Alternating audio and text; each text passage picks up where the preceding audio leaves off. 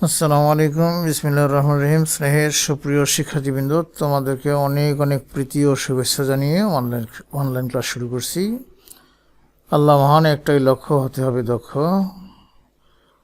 Let's learn English all classes. আজ dated হচ্ছে 28/1/2022। আমি S M. Shamsuzzaman, teachers electronics department, TTSC Tangail. Digital education by Zaman sir. প্রিয় শিক্ষার্থীবৃন্দ, আমরা ছবিতে দেখতেছি কাউন্ট মানে হচ্ছে গণনা করা, আর ট্রেস মানে হচ্ছে চিহ্ন, দাগ বা পদাঙ্ক, এবং রাইট মানে হলো লেখা। তো আমরা এখানে দেখতেছি, ছবিতে কি দেখছি, এগস মানে ডিম। কয়টি ডিম আছে? 5টি। তো এখানে 5 লিখেছি।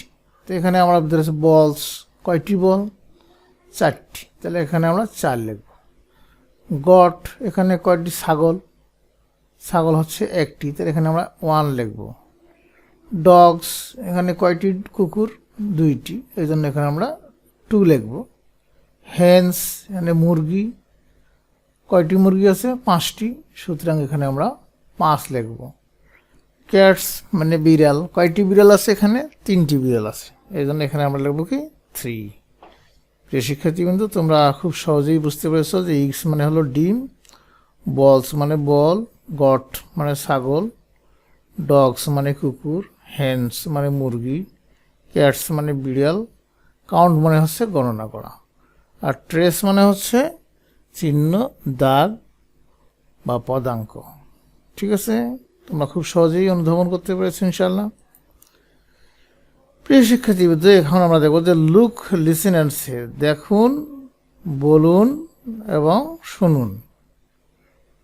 এখানে ড্র মানে হচ্ছে আঁকা, আর টেক মানে হলো গ্রহণ করা, কাম মানে হচ্ছে আসো। কেমন? তাহলে আমরা খুব সহজেই বুঝতে পেরেছি। প্রিয় শিক্ষার্থীবৃন্দ, match the picture with the sentence.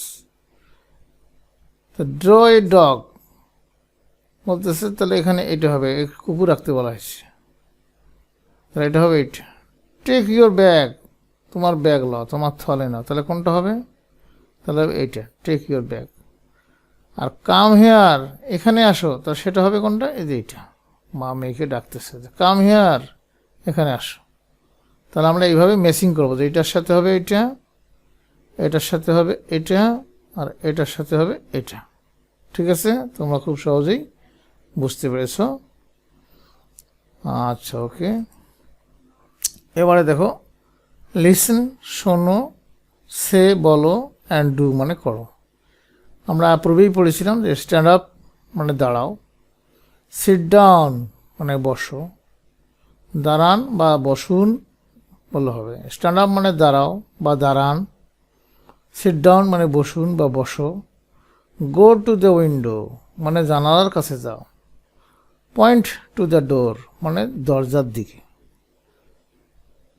প্রিয় শিক্ষার্থীবৃন্দ, তোমাদের সবাইকে ধন্যবাদ জানিয়ে তোমরা সবাই ভালো থাকো এবং সুস্থ থাকো, এই প্রত্যাশা নিয়ে আজকের ক্লাস এখানে শেষ করছি। আল্লাহ হাফিজ।